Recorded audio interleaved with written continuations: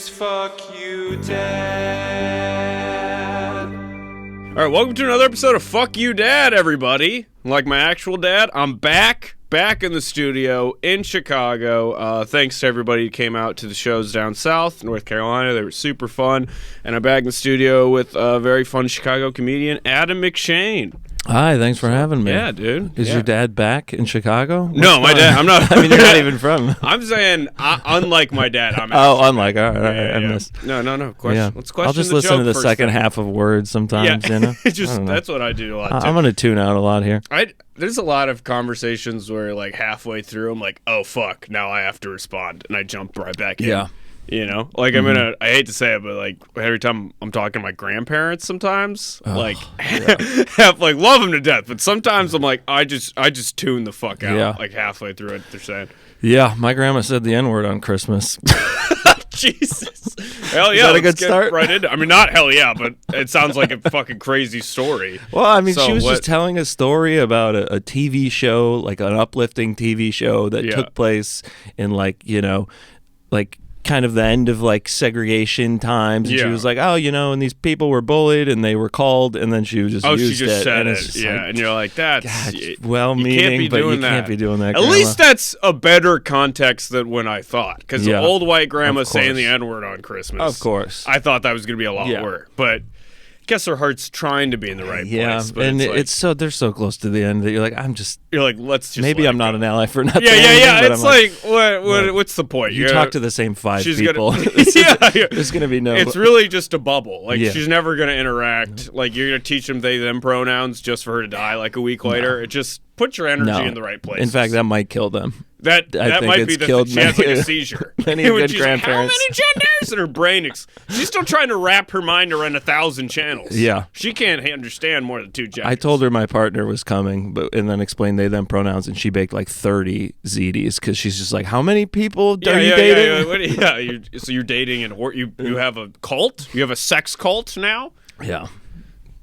So was that an issue with your family, or? I mean, everyone's just, I mean, there were like 4 people in the room, and we were all just kind of like, okay. So I take it you're from like a rural town in Wisconsin? Outside of Madison suburbs. Okay. So I mean, like small town, but Small town-ish. city adjacent. Yeah. Yeah, for sure. That's kind of similar to where I grew up. And how is that area? How was growing up there?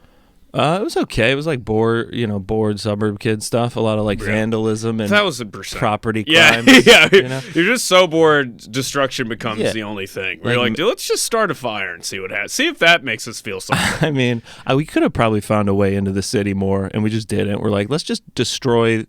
We have a perfectly good suburb here. We could destroy Yeah, that. This is almost too nice. Yeah. It's too picturesque. Is it the same thing? Because where I grew up, it was like the large city was like 15 to 30 minutes away, but everyone acted like that was just on the other side of the country. They're like, "Oh, you're going to Madison? Like what?" Like they acted like that was such a great journey. You know where I'm to like, park? Yeah, it's like, dude, it's just down the street. Yeah. It's I think it was 15 minutes from my house to the capital of Wisconsin. Yet there was a guy in my town that went by the name of Rawhide, Okay. and he would get drunk at the local bar and climb on his horse, who knew how to take him home when he was too drunk to like. That's insane. And then we get in our car and listen to about like 3 or 4 songs, and we'd be like where they make legislation. So 15 minutes away from the Capitol, there's a man who's getting so drunk he has to Yeah. like be sent century back. Oh, yeah, He's so he's- drunk he can't even comprehend Uber or taxi. He's like No. I think riding on a horse is almost more dangerous. Like a car you crash it, but a horse it's like you could fuck up on a horse and paralyze yourself sober. Oh yeah, you could hurt other people. Like your horse could kick a biker as much as your car that's could like hit a one. threat. I don't want a drunken man on a horse. Like that's impressive for sure. Yeah, it was a thing. Honestly, He's like warning the town. So he's like, your sponsor is coming. Your sponsor is coming. Hide your booze. Yeah, he's kind of a. Now his daughter also like did it. We had to do demonstration speeches in class, you know, Sure. where you like teach people how to do something. And his daughter brought in a rabbit and skinned it. Oh, like alive? So no, it was dead. Okay, I don't. My mind went to the worst possible thing, but still weird as hell. No, it's not that bad. Her dad, she said, clubbed it over the head that morning. Whacked it on the deck. So Jesus, rawhide. This is. So. But you're not. Again, yeah, you're 50 minutes away from the cap, but you're not in the middle of like Montana somewhere. No. But it's like they wanted to be. Yeah, there's some people that really fetishize like a country lifestyle when they live in like a 3-story house in a suburb. Oh yeah, because they're like looking for. I think they're just white people without an identity. Yeah. So they're like, this will be my thing. Yeah, they're like, I can go one of two ways. I can listen to rap or country. And then you're like, oh, there's like 7 other ways. You could just be what you could listen to fucking indie music. Yeah, listen to Aerosmith or whatever. Yeah. You know, and. But yeah, just getting into like I club a rabbit. Like if you don't live in the middle of nowhere, that's just animal cruelty. Yeah, you know, like you just love. Right. It was probably someone's neighbor. It probably had a collar on it. It was a neighbor's pet. Yeah, you just killed a kid's pet. You know, I mean that's. Oh god, did you have to hunt? I didn't. I had family that hunted. It just never really interested me. I could never, like when I was a kid, I would, if I saw bugs get killed, I would like freak out. I would walk around picking up frogs because they would get run over. Like I was like, I couldn't. The idea of like, I'm gonna take pleasure from killing a thing. Now, granted, I eat meat. I benefit from it, of course. But I'm just a coward. Yeah. You got the money to not have to do it yourself. I want to outsource the cruelty. Yeah. I don't want to be a part of it. But bacon's great. Like, but I would never be like, hey, it's a fun afternoon. Let's lie around and just shoot a deer in the face. Yeah. You know. No, I'll eat chicken, but I'm not gonna do it. I'm gonna make some like dude that lives in northern Wisconsin, you know, near the Tyson Chicken Farm, just like glaze over from 100% cutting off chicken for minimum wage. Day. Yeah, 1,000. Yeah, like that. Inhaling like toxic fecal matter. Yeah, it honestly, it might be. Instead of like acting like I'm a good person because I'm not killing one chicken, I'm going to support an industry that makes thousands of people suffer and chickens. Oh, I follow him on Instagram. That's the word. Like I was back in North Carolina in it's kind of in the middle of the city area, but one of the neighbors got a bunch of chickens, not for like eating purposes. It's in vogue, but the eggs, right? Yeah, no, not even the eggs. They said it was good for the environment because you can throw all the shit in a compost bin and the chickens just eat it. Yeah, you can also put it in your garden and grow food. Well, point is he had just a flock of wild chickens running around this like neighborhood, and they were adorable. And I was like, look at these like little chicken. And then that day I ate a chicken sandwich, and the cognitive dissonance is so these far. Are different things. Yeah, I'm like, well, it's in the shape of like it's like a nugget. It's done. No, I dated someone once who, when I was living in the city of Madison, who lived in like a co-op. Or sure, yeah, I know it. Yeah, my dad was very into the anarchism, so I grew up going into anarchist bookshops, and he once stole the family car to go work at an anarchist bookshop in Canada. Never made it there, and we were all supposed to illegally immigrate to Canada. He's also had some mental health issues. No, so it's not. Point is, I'm very familiar with co-ops. Yeah. Okay. All right. Yeah. I mean, But I had to run around downtown Madison asking if we let our chickens out while we were like hanging out on the porch, and we lost track. And so we had to kind of walk around downtown Madison asking if they've seen 4 chickens. That must have just blew people's minds. Yeah. Like, what do you mean? Yeah. Honestly, for that area, it's not crazy. It almost like reverts. Once you become, become so hipster and urban, you want to be cut. Yeah, that's true, because they're really not into like running water or any sort of modern technology. No. Yeah. That's but yeah, I'm familiar with that area you grew up in for sure. Mm-hmm. Was there like this yearning when you grew up to move away from there, or? Yeah, I mean it sucked. It's like the worst. I don't know what you wanted. Like I wanted to be in like a metal band and just tour the country, and I wanted anything other than where I grew, because I was born in San Francisco, and then I moved there when I was like very young, like 5, and I think even then I was like, this is terrible. Yeah. It's like, this is a boring small town outside of Raleigh, North Carolina, which is a decent city, but I'm like, I'm just this boring milquetoast place. How big, for context, was like, how big is your high school? It's bigger, but it was probably like 20,000-30,000 people. Okay. But and so it was but it was like it was just a very like milquetoast, boring. Like the only way to fit in or have fun was like just random trouble. Like it was like you got high and you broke something. Yeah, or both. That was in both later. Yeah, right. yeah. So that turned out to be like the only thing. You know? I mean, it fosters creativity. We found like a lady's lawn who had like bowling balls as part of her yard decorations. Yeah. And so if you get in a car going like 50, 60 miles an hour and throw a bowling ball out of it, it's kind of fun. Yeah. It's like science. I mean, that's like, I think Bill Nye would approve. Bill Nye would have. Curious minds. Yeah, for sure. I would. My dad actually used to do this. My dad used to take us to construction sites to play as a kid for some reason. Okay, because he just thought he used to do that. So he thought it was fun. Was he like taking free lumber? Because we would steal lumber from construction sites.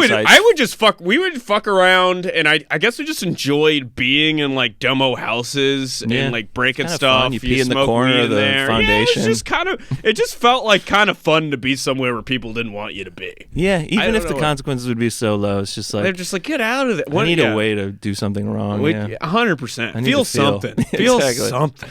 Exactly. So I definitely was your dad. Was he kind of like part of that sort of like more conservative rural Wisconsin vibe or no? I think to a degree, like he fits a lot of the Wisconsin. Like he likes to hunt and fish and some of that. I don't know that he's super conservative, but he's not super liberal. I think he's just like a well-meaning guy that hasn't heard all of the sides. You know what I mean? He's like Joe Rogan, but less intense. Yeah. I feel like a lot of white dads are like, listen, I've just been working and going home for 40 years. Yeah. I don't know what's going on anymore. Yeah, he's like, I'm a product of everything I've heard and not questioned. Yeah, I think. Yeah. Like if I introduced him to one podcast, I think he would like, move that's further. Right. Yeah, that's like a lot of people though, because a lot of people are just too busy to like read. I mean, life is exhausting. Oh, of course. So like it is a little much for everyone to be like, well, I can't believe my mom doesn't know about it. It's like, yeah, she works full time and has to do it's like she hasn't read about like the coup in Chile or whatever. You know what I mean? Like they're just not read up about that. I think it's so funny that like therapy feels like a lot of it is like forgiving your parents for things they like wouldn't apologize for. You know, you're like I finally forgive you. I mean, my therapy 1,000%. Like my dad would aggressively fight. He's like, that was right. Yeah, we fixed your lisp. Sorry, I didn't go to your game. Yeah, like, fuck you. Yeah. Yeah, that's like a great bit. That is so much of it is like you have to forgive your mom for something she would aggressively fight you about. Yeah, like she'd be like, that was small potatoes. Yeah, like it's nothing. Yeah, that was when you were wetting the bed every night. Sorry, I didn't have time. I slapped you around a little bit. You know, I was working a double, and then you broke something. What was I supposed to do? Sit down and make you draw how you felt about it? I mean, what were you gonna do here?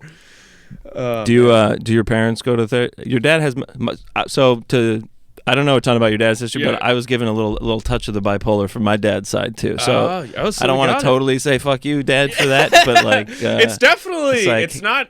You know, I'm on antidepressants and stuff, so I definitely it does feel like the curse. You know what I mean? You're like, great, it's like both your actions and your genes have fucked me.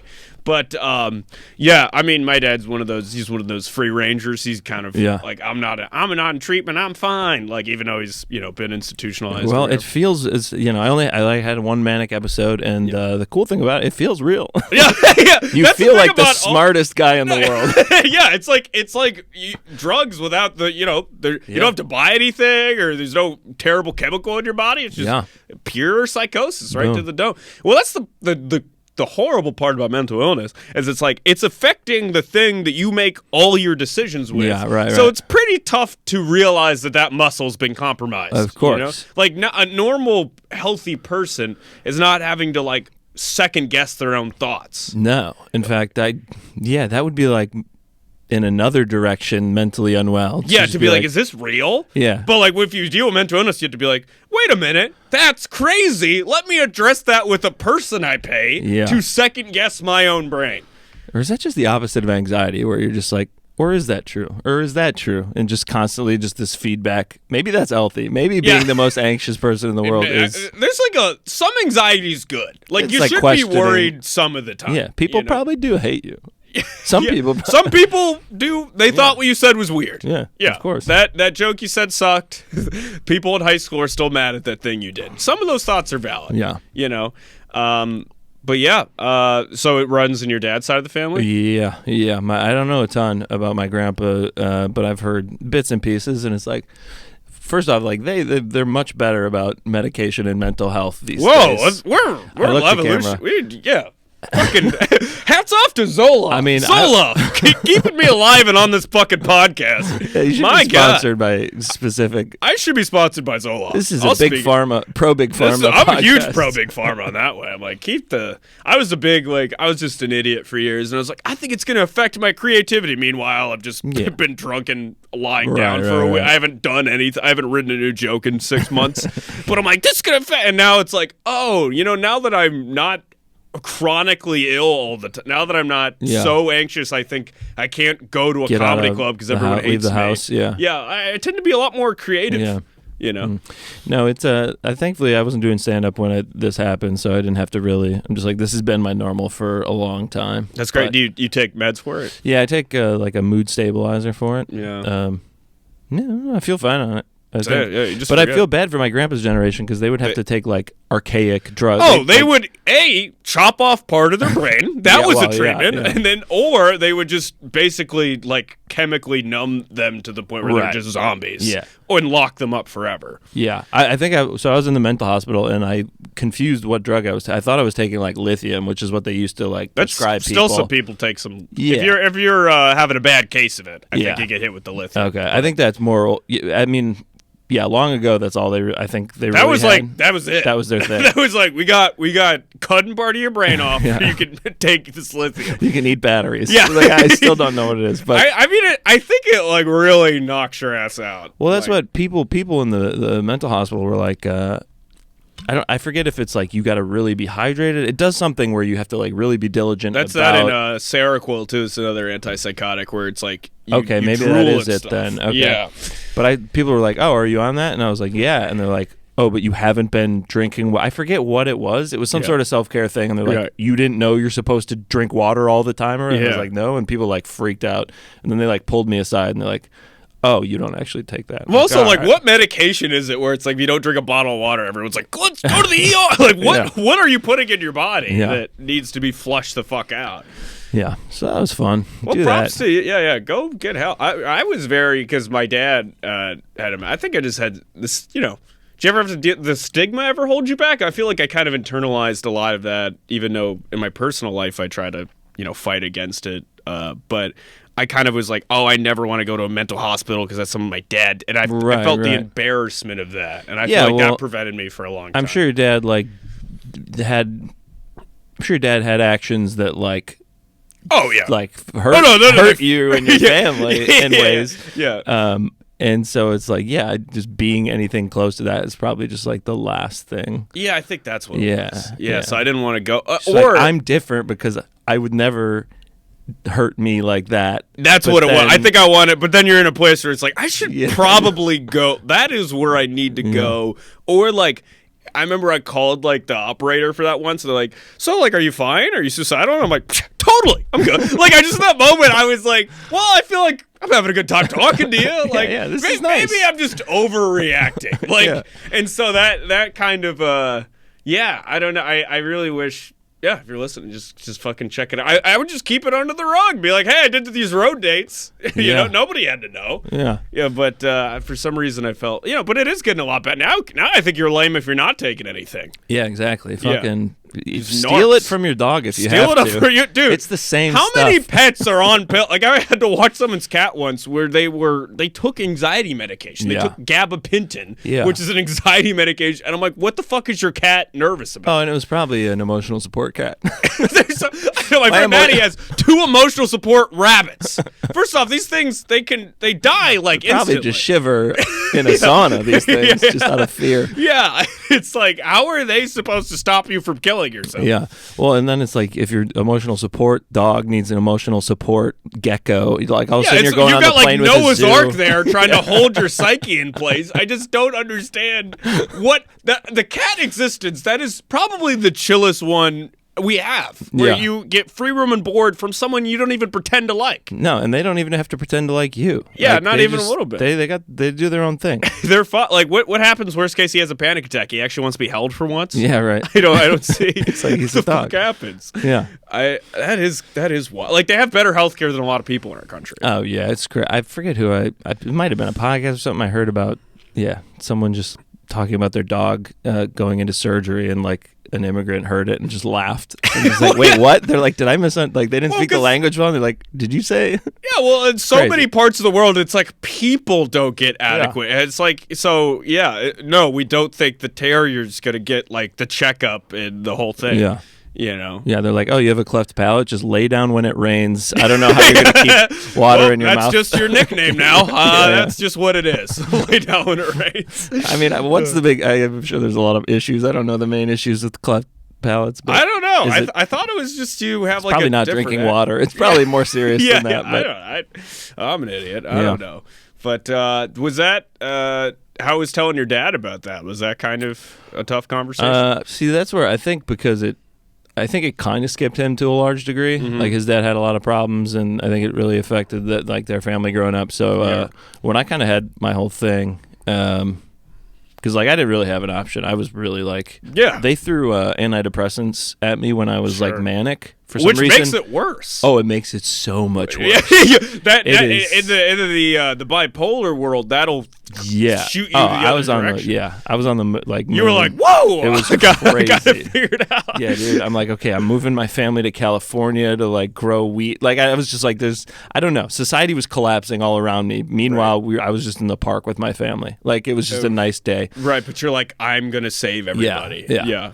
I mean, it makes you think, like, so many religious figures throughout they were probably just having, like, psychotic breakdowns. Yeah, dude. And that's why that gene has still stayed with us, as somebody's just like, God came down to me, you gotta cut off the tip of your dick.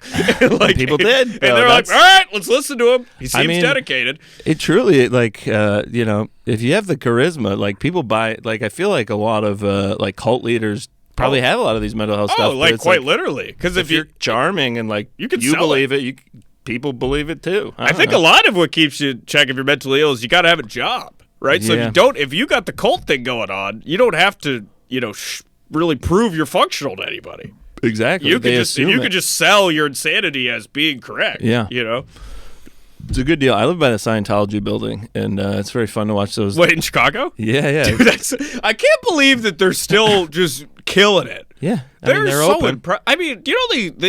They got legally declared a religion in this country because they sued the IRS. Yeah. The IRS, the people that are king of suing and auditing, like they annoyed them to the point where they're like, we're fucking off. Well, that's the beauty of suing is you don't have to have a case. You just have to have enough money. Yeah, they just had enough money to annoy the fuck out of the... That is... Yeah, I love that Scientology is like built around like a third grade science project.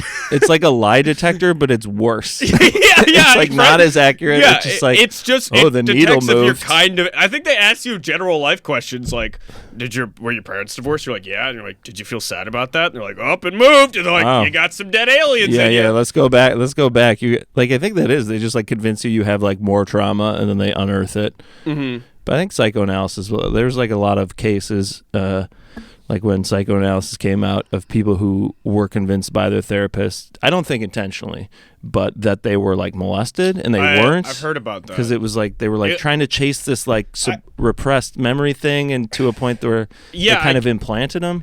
Yeah, I don't know that much about it, but I've heard of like there was the satanic panic thing in the 80s where there was like a lot of panic about these satanic cults that pretty much didn't exist. Right, except for like maybe a few murders or something right, like that. Handful of murders in this country. What's that? That's a good day. But so like, and I think there was some like cases where maybe some people were so hell-bent on pushing that idea that they could make someone kind of believe that happened to them.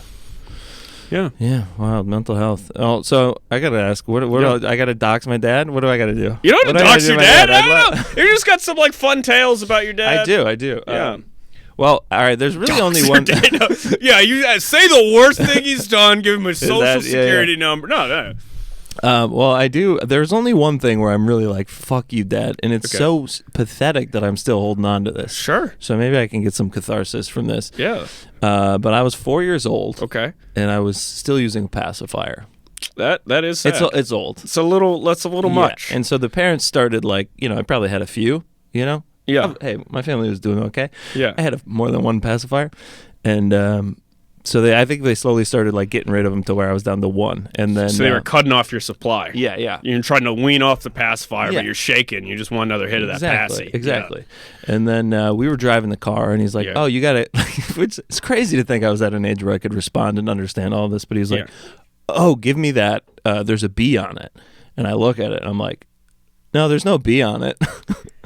It's already too old, right? But the fact that if you're at a point where you can form sentences in an argument, pacifiers. If I can disagree with my dad, pacifiers.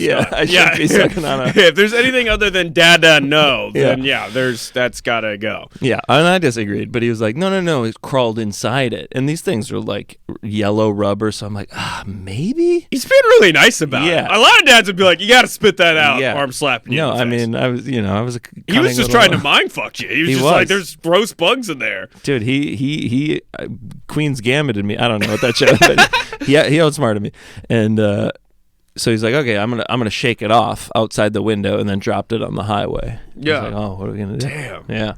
So he just threw it out. Yeah, and it's like, just fucking you coward. But that was the way to go. There was 2 ways he could have been about it. He could have just ripped it out of your mouth and went, "Hey, my son's not playing with a fucking pad." But he just tried to convince you that it was like a bug crisis. No, he didn't convince. He didn't even better. Crisis, okay, you were such a prodigy of a kid. You were able to come up with a good argument, able to debate this guy about it. That's great. No, you're right. Were you you're right. What other option did he have? The other option was, a lot of dads would have just like threw their empty beer bottle in your direction and be like, spit that out. That's fair. Yeah. No, I didn't get another one because I understood the concept of bees, but not like disposable income. It didn't occur they could buy another one. Like, you're like, well, the bees got it. Yeah, I didn't know how retail worked at that age. At least you could know when a bee was there or not. Yeah, I think that's helpful tough information. So you got anything else your dad did like that growing up? Or? I really got not that many complaints. He's just a great. The worst thing you could say about your dad is he was just very nice about the bee. Like, what's the most ideal way to tell you to cut off the pacifier? I'm now realizing this. Like you're a 4-year-old. You can't like reason with a 4-year-old. Yeah, he doesn't have a lot of. He's like, but I like this. And he did. He did. He was like, well, this is the best way. He's like, he probably doesn't like bees. Yeah. I could just tell him that's associated with bees. Yeah, this is helpful. Probably read it in a book somewhere. He was like, this is the best way to try that's it. I know that's not. You know that's not true. He's not a book guy. He's not a book guy. No. He's just a man's man. He's kind of I get a lot of my dork gene from him. So he is a book guy. He's a dork. No, see, that's the nerds are book guys. I see. Dorks have all the clumsiness and lack of social awareness that a nerd does, but without any intelligence. See, I was that growing up. I was a dork where I was clumsy and I sucked at stuff. Yeah. But I was not good at school in any way, shape, or form. Welcome to the club, baby.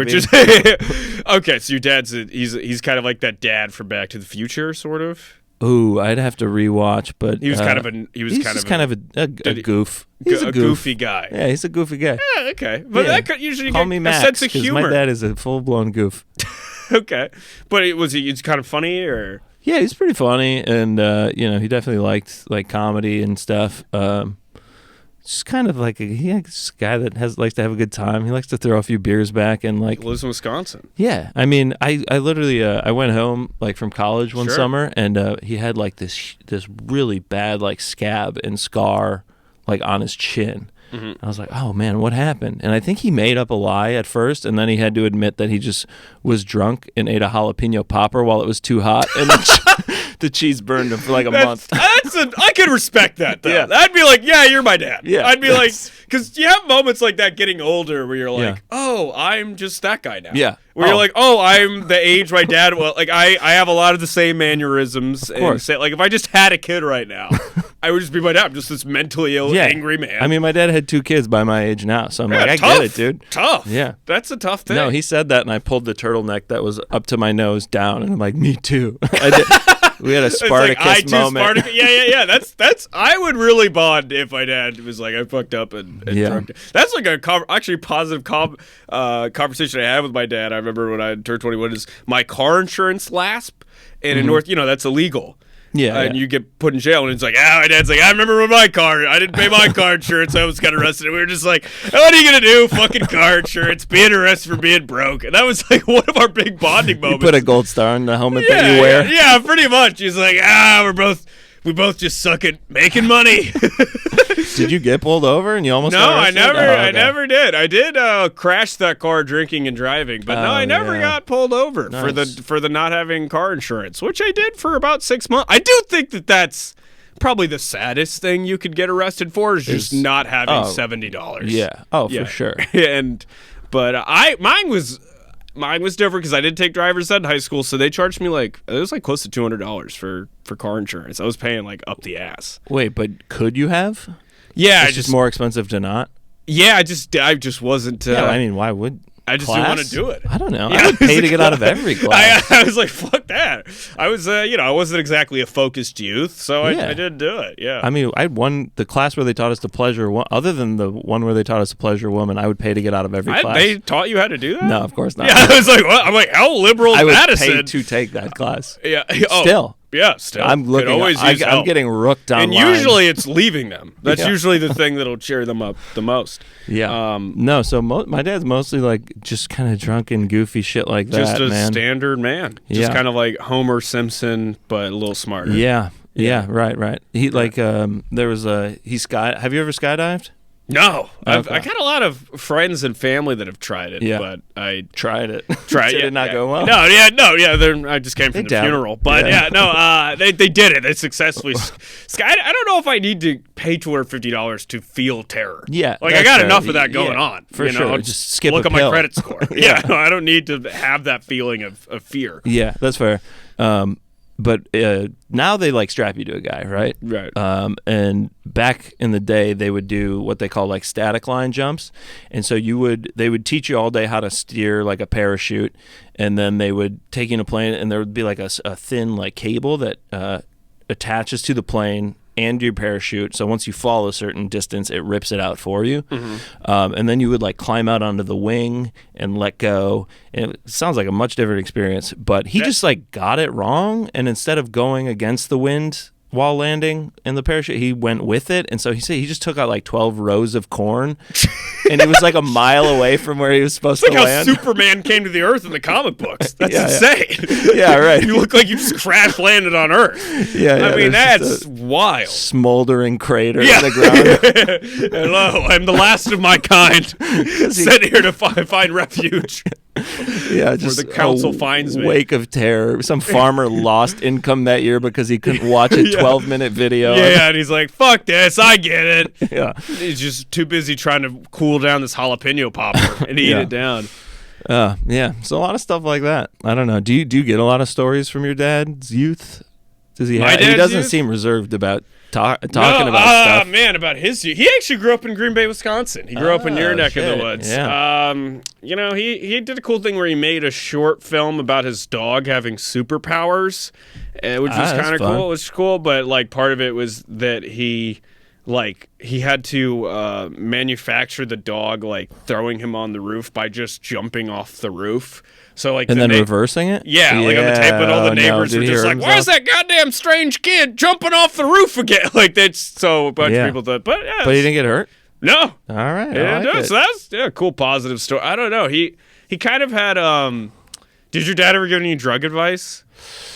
Not really. I think he dabbled, but on the lighter side. Yeah, I think he smoked weed and maybe did mushroom. I don't know any of this. This is unconfirmed. Yeah, okay. Because I remember my dad. He would give me drug advice, but it was something clearly insane that he did on drugs that no one would do. He's just don't take mushrooms. I ate 3 of them once, and I was going 90 miles an hour on the freeway. And I'm like, I don't think I would ever do those two things aren't connected. Those are two different talks. Don't speed and don't eat a bag of mushrooms. Yeah, randomly. He's don't do a heroin on the Ferris wheel. Yes, the ponies. Yeah, don't do heroin on the Ferris wheel.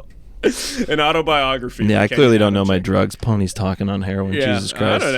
I don't know. I think that's something you can feel good about. Yeah, you don't have to feel insecure that you don't know enough about heroin. That's fair. Yeah, yeah, I feel like. Well, all right, never mind.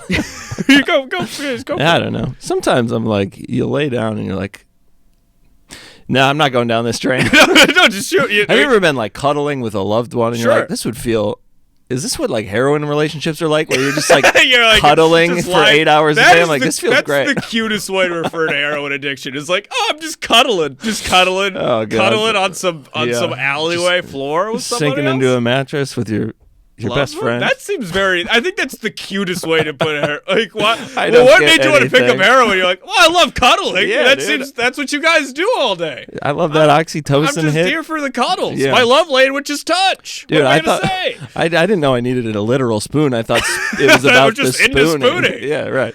Oh man, well, I think that's a great note for us to end on, man. Is there anything you'd like to plug before we get out of here? Can I plug a On Hiatus podcast? 1000%. You could plug a podcast that's over. Well, I don't know about you, but I love watching shows that have like single season, like True Detective and stuff, where it's like, oh, I know what I'm getting into. It's one season. Yep. So I have a podcast called the American Journal of Losers, which is on hiatus, but there are 70 episodes. So 70 episodes. Fucking check out that bank. You get a chance. That's a good time. That's enough to keep you busy for a while. That's a good amount to not think your thoughts. Right. Yeah. Well, check us out. Come to the Lincoln Lodge, which has great comedy shows every night of the goddamn week. Check out the Patreon. Get a couple dollars so that Nick doesn't have to work whatever shift at some god-awful place that he works and can be here. And check me out at Kenyan Comedy on Instagram and TikTok. And thanks for listening. Hey guys, you just listened to another episode of Fuck You Dad. If you could follow us on our Instagram, which is FCKYOUDAD podcast. That's the important one. We also have a Twitter account, which is FCKYOUDADPODCA1. If you could follow that. Also, please submit any father stories that you have that you'd like us to make fun of, laugh at, or share. Shoot that to our Instagram DMs. And if you could please go ahead and rate the podcast, share the podcast with your friends and family that might enjoy it. And keep listening. Thank you so much.